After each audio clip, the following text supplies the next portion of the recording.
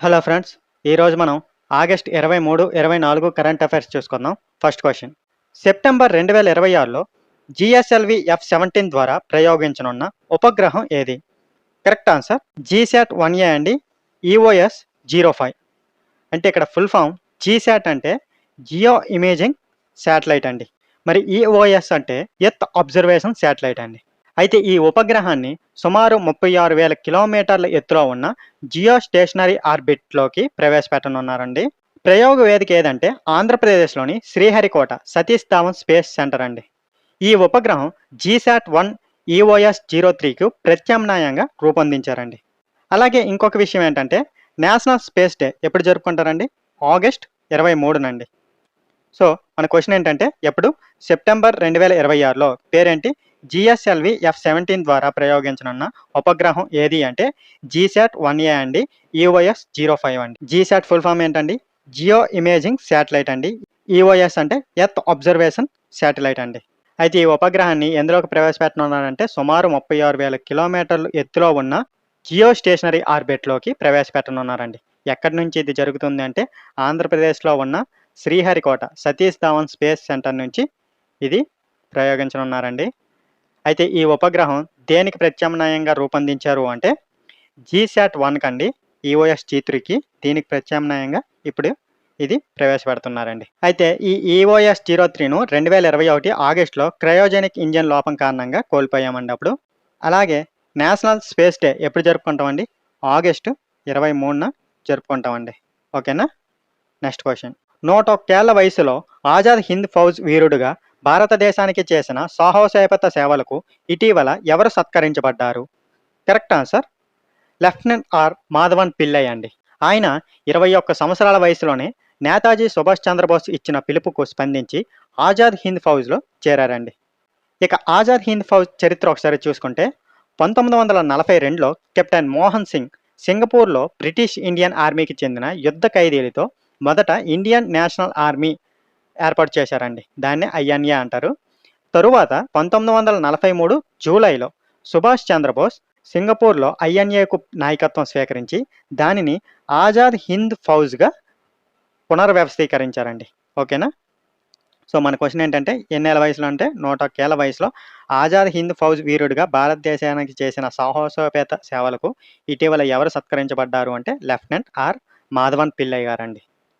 ఆయన ఎన్ని సంవత్సరాల వయసులో చేరారంటే 21 సంవత్సరాల వయసులోనే సుభాష్ చంద్రబోస్ ఇచ్చిన పిలుపు మేరకు ఆజాద్ హింద్ ఫౌజ్లో చేరారండి. ఇక ఆజాద్ హింద్ ఫౌజ్ చరిత్ర చూసుకుంటే ఫస్ట్ ఎవరండి? 1942లోనే కెప్టెన్ మోహన్ సింగ్ అండి. సింగపూర్లో బ్రిటిష్ ఇండియన్ ఆర్మీకి చెందిన యుద్ధ ఖైదీలతో మొదట ఇండియన్ నేషనల్ ఆర్మీ INAను ఏర్పాటు చేశారండి. తరువాత ఎప్పుడు? 1943 జూలైలో ఎవరు? సుభాష్ చంద్రబోస్ గారు సింగపూర్లో INAకు నాయకత్వం స్వీకరించి దానిని ఆజాద్ హింద్ ఫౌజ్గా పునర్వ్యవస్థీకరించారండి. ఓకేనా? గుర్తుంచుకోవాలి. Next question. 2026లో నవంబర్ 8న దీపావళి దినంగా గుర్తిస్తూ తీర్మానాన్ని ఆమోదించిన అమెరికా రాష్ట్రం ఏది? కరెక్ట్ ఆన్సర్ కాలిఫోర్నియా అండి. ఈ తీర్మానాన్ని అసెంబ్లీ సభ్యులు దర్శనా పటేల్ మరియు యాస్ కల్రా ప్రవేశపెట్టారండి. ఈ తీర్మానం ద్వారా కాలిఫోర్నియాలోని అలాగే ప్రపంచవ్యాప్తంగా ఉన్న భారతీయ అమెరికన్లు మరియు భారతీయ ప్రవాస సమాజానికి గౌరవాన్ని కూడా వ్యక్తం చేశారండి. గుర్తుంచుకోవాల్సింది ఏంటంటే 2026 నవంబర్ 8న దీపావళి దినంగా గుర్తిస్తూ తీర్మానాన్ని ఆమోదించిన అమెరికా రాష్ట్రం ఏదంటే కాలిఫోర్నియా. ఓకేనా? Next question. ప్రపంచంలోనే అత్యంత పిన్న వయస్కుడైన చార్టర్డ్ అకౌంటెంట్గా ఎవరు నిలిచారు? కరెక్ట్ ఆన్సర్ లక్ష్మణ్ మొయ్యప్పన్ అండి. ఈ లక్ష్మణ్ మొయ్యప్పన్ ఈ రికార్డును కేవలం 16 సంవత్సరాల 141 రోజుల వయసులోనే సాధించారండి. ఆయన ACCA అంటే association of chartered certified accounts UK పూర్తి కోర్సును కేవలం 1 సంవత్సరంలోనే పూర్తి చేశారండి. ఇంతకుముందు ఈ రికార్డు నందిని అగర్వాల్ పేరిట ఉండేదండి. ఆమె 19 సంవత్సరాల వయసులో భారతదేశంలో ICAI ద్వారా అత్యంత పిన్న వయస్కురాలైన అలాగే ఓవరాల్గా అత్యంత పిన్న వయస్కురాలైన CAగా రికార్డు సాధించారండి. ప్రస్తుతం లక్ష్మణ్ మొయ్యప్పన్ దుబాయ్లోని సెంచరీ ఫైనాన్షియల్ సీనియర్ రీసెర్చ్ అనలిస్ట్గా పనిచేస్తున్నారండి. క్వశ్చన్ ఏంటంటే ప్రపంచంలోనే అత్యంత పిన్న వయస్కుడైన ఎవరు? CA చార్టర్డ్ అకౌంటెంట్గా ఎవరు నిలిచారు అంటే లక్ష్మణ్ మొయ్యప్పన్ అండి. ఎన్ని సంవత్సరాలు? కేవలం 16 సంవత్సరాల 141 రోజుల్లోనే ఈ ఘనత సాధించారండి. ఎక్కడ చేశారు ఈ కోర్సును అంటే కేవలం 1 సంవత్సరంలోనే ACCA అంటే association of chartered certified accounts UK పూర్తి చేశారండి. ఇంతకుముందు ఈ రికార్డ్ ఎవరి పేరు మీద ఉండేదంటే నందిని అగర్వాల్ అండి. ఆమె కేవలం 19 సంవత్సరాల వయసులోనే మన భారతదేశంలో ఐసీఏఐ ద్వారా అత్యంత పిన్న వయస్కురాలైన, అలాగే ఓవరాల్‌గా అత్యంత పిన్న వయస్కురాలైన సీఏగా అప్పుడు రికార్డ్ సాధించారండి. అయితే ప్రస్తుతం లక్ష్మయ్య ఎక్కడ పనిచేస్తున్నారంటే దుబాయ్‌లోని సెంచరీ ఫైనాన్షియల్ సీనియర్ రీసెర్చ్ అనలిస్ట్‌గా పనిచేస్తున్నారండి. ఓకేనా? Next question. ఏ కేంద్రపాలిత ప్రాంతంలో శాశ్వత హైకోర్టు బెంచ్ ఏర్పాటుకు కేంద్ర మంత్రివర్గం ఆమోదం తెలిపింది? కరెక్ట్ ఆన్సర్ లడఖ్ అండి. ఇక్కడ ముఖ్యంగా గుర్తుపెట్టుకోవాల్సింది ఇది ప్రత్యేక హైకోర్టు కాదండి. ఇది ఇప్పటికే ఉన్న జమ్మూ మరియు కాశ్మీర్ హైకోర్టు, అలాగే లడఖ్ హైకోర్టుకు సంబంధించిన శాశ్వత బెంచ్ అండి. అంటే ప్రధాన హైకోర్టుకు సంబంధించిన ఒక శాశ్వత శాఖ లేదా ద్వితీయ న్యాయస్థానంగా ఇది పనిచేస్తుందండి. ప్రస్తుతం భారతదేశంలో మొత్తం 25 హైకోర్టులు ఉన్నాయండి. ఈ బెంచ్ ఏర్పాటుతో లడఖ్ ప్రజలు న్యాయపరమైన పరిష్కారాల కోసం శ్రీనగర్ లేదా జమ్మూకు ఎక్కువ దూరం ప్రయాణించాల్సిన అవసరం తగ్గుతుందండి. క్వశ్చన్ ఏంటండి? ఏ కేంద్రపాలిత ప్రాంతంలో శాశ్వత హైకోర్టు బెంచ్ అండి ఏర్పాటుకు కేంద్ర మంత్రివర్గం ఆమోదం తెలిపింది అంటే లడఖ్ అండి. అయితే ఇప్పటికే జమ్మూ మరియు కాశ్మీర్ హైకోర్టు ఉందండి. అలాగే లడఖ్ హైకోర్టుకు సంబంధించిన శాశ్వత బెంచ్ అండి ఇది. అంటే ప్రధాన హైకోర్టుకు సంబంధించిన ఒక శాశ్వత శాఖ లేదా ద్వితీయ న్యాయస్థానంగా ఇది పనిచేస్తుందండి. అయితే భారతదేశంలో మొత్తం ఎన్ని హైకోర్టులు ఉన్నాయండి?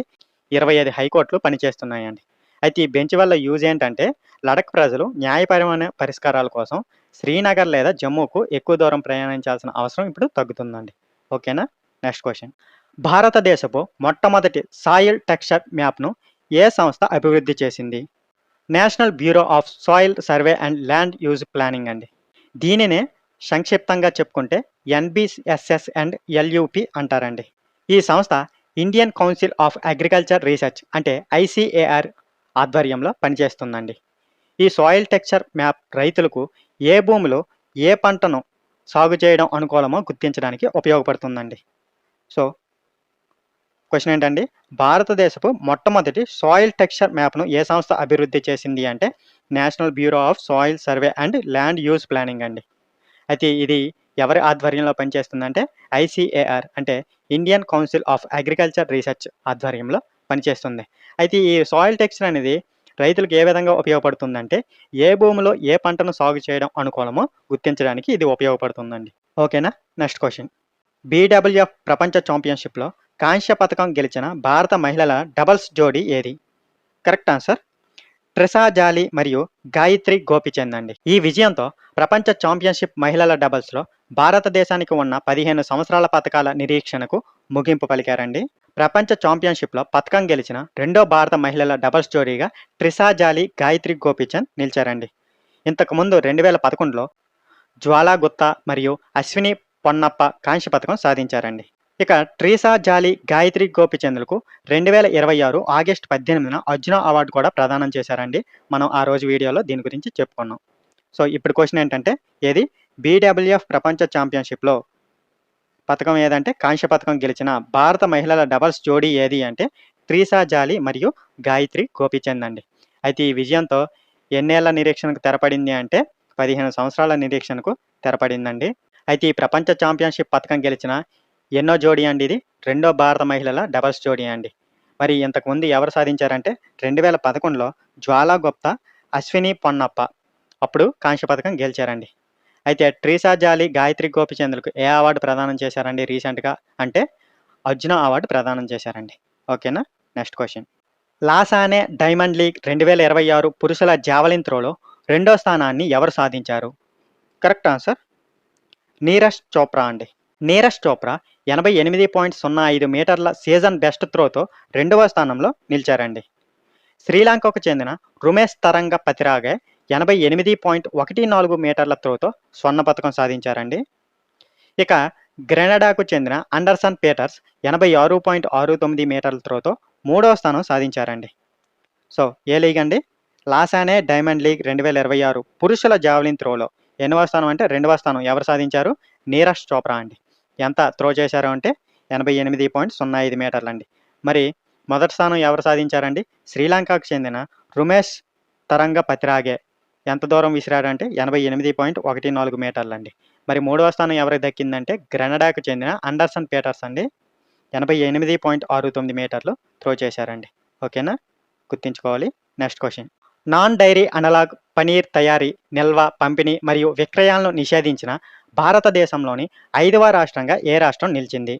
కరెక్ట్ ఆన్సర్ హిమాచల్ ప్రదేశ్ అండి. హిమాచల్ ప్రదేశ్కు ముందు ఈ నిషేధం విధించిన రాష్ట్రాలు చూసుకుంటే మహారాష్ట్ర, గుజరాత్, ఛత్తీస్గఢ్, మధ్యప్రదేశ్, ఆ తర్వాత కర్ణాటక కూడా అనలాగ్ డైరీ ఉత్పత్తులపై కఠినమైన నిషేధాన్ని జారీ చేసిందండి. అయితే ఈ అనలాగ్ పన్నీర్ అంటే ఏంటంటే పాలు నుంచి వచ్చే క్రొవ్వు, ప్రోటీన్ల స్థానంలో వెజిటేబుల్ ఫ్యాట్, ప్లాంట్ ఫ్యాట్ లేదా స్టార్చ్లను ఉపయోగించి తయారు చేసే నాన్ డైరీ అనుకరణ ఉత్పత్తి అండి. సో క్వశ్చన్ ఏంటంటే నాన్ డైరీ అనలాగ్ పనీర్ తయారీ, నిల్వ, పంపిణీ మరియు విక్రయాలను నిషేధించిన భారతదేశంలోని 5వ రాష్ట్రం ఏ రాష్ట్రం నిలిచింది అంటే హిమాచల్ ప్రదేశ్ అండి. అయితే దీనికి ముందు ఏ స్టేట్లు ఉన్నాయండి? మహారాష్ట్ర, గుజరాత్, ఛత్తీస్గఢ్, మధ్యప్రదేశ్ ఉన్నాయండి. ఆ తర్వాత కర్ణాటక కూడా అనలాగ్ డైరీ ఉత్పత్తులపై కఠినమైన నిషేధాన్ని జారీ చేసిందండి. ఏంటి అనలాగ్ పన్నీర్ అంటే పాలు నుంచి వచ్చే క్రొవ్వు, ప్రోటీన్ల స్థానంలో ఏం చేస్తున్నారంటే వెజిటేబుల్ ఫ్యాట్, ప్లాంట్ ఫ్యాట్ లేదా స్టార్చ్లను ఉపయోగించి తయారు చేసే నాన్ డైరీ అనుకున్న ఉత్పత్తి అండి. దాన్నే అనలాగ్ పన్నీర్ అంటారండి. ఓకేనా? Next question. భారతదేశ ఆకాశ్ క్షిపణులు మరియు పినాక రాకెట్లను దిగుమతి చేసుకునే ఏ దేశంతో భారత్ రక్షణ పరికరాల సంయుక్త ఉత్పత్తి కోసం ఒప్పందం చేసుకుంది? కరెక్ట్ ఆన్సర్ ఆర్మేనియా అండి. 2020 నుంచి ఆర్మేనియా భారత్తో దాదాపు $2 బిలియన్ విలువైన సైనిక ఒప్పందాలు చేసుకుందండి. ఇక పినాకా వ్యవస్థ భారతదేశానికి చెందిన స్వదేశీ మల్టీ బారెల్ రాకెట్ లాంచర్ అండి. దీనిని DRDO అభివృద్ధి చేసిందండి. అలాగే ఆకాశ్ క్షిపణి ఒక short range surface to air missile అండి. సో ఏంటండి క్వశ్చన్? భారతదేశ ఏ క్షిపణులు ఆకాశ్ మరియు పినాకా రాకెట్లను దిగుమతి చేసుకునే ఏ దేశంతో భారత్ రక్షణ పరికరాల సంయుక్త ఉత్పత్తి కోసం ఒప్పందం చేసుకుంది అంటే ఆర్మేనియా అండి. అయితే ఆర్మేనియా భారత్తో ఎప్పటి నుండి అండి 2020 నుంచి దాదాపు $2 బిలియన్ విలువైన సైనిక ఒప్పందాలు చేసుకుందండి.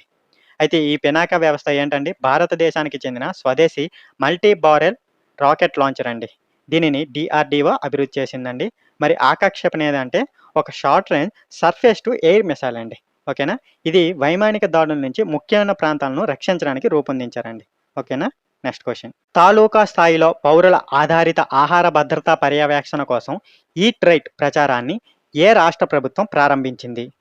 కరెక్ట్ ఆన్సర్ కర్ణాటక అండి. ఈ కార్యక్రమాన్ని food safety and drug administration అంటే FSDA శాఖ నిర్వహిస్తుందండి. ఈ ప్రచారం ముఖ్యంగా స్థానిక స్థాయిలో ఉన్న పేయింగ్ గెస్ట్ వసతులు, హాస్టళ్లు, డాబాలు, అంగన్వాడీలు, క్యాటరింగ్ సెంటర్లను లక్ష్యంగా చేసుకుని తనిఖీలు నిర్వహిస్తుందండి. నిబంధనలు పాటించని సంస్థలకు పరిశుభ్రతా ప్రమాణాలను సరిచేసుకునేందుకు 10 రోజుల గడువు ఇస్తారండి. ఆ గడువులోగా సరిచేయకపోతే ఆర్థిక జరిమానాలు లేదా సంస్థ మూసివేత వంటి చర్యలు తీసుకోవచ్చండి. సో కీ పాయింట్స్ ఏంటంటే తాలూకు స్థాయిలో పౌరుల ఆధారిత ఆహార భద్రతా పర్యవేక్షణ కోసం పేరేదండి ఈట్ రైట్ ప్రచారాన్ని ఏ రాష్ట్ర ప్రభుత్వం ప్రారంభించింది అంటే కర్ణాటక అండి. అయితే ఈ కార్యక్రమాన్ని ఏ శాఖ నిర్వహిస్తుంది అంటే food safety and drug administration నిర్వహిస్తుందండి. అయితే ఈ ప్రచారం ముఖ్యంగా స్థానిక స్థాయిలో ఉన్న ఏవండి పేయింగ్ గెస్ట్ వసతులు, హాస్టళ్లు, డాబాలు, అంగన్వాడీలు, క్యాటరింగ్ సెంటర్లను లక్ష్యంగా చేసుకుని తనిఖీలు నిర్వహిస్తుందండి. ఒకవేళ నిబంధనలు పాటించకపోతే 10 రోజులు గడువిస్తుందండి.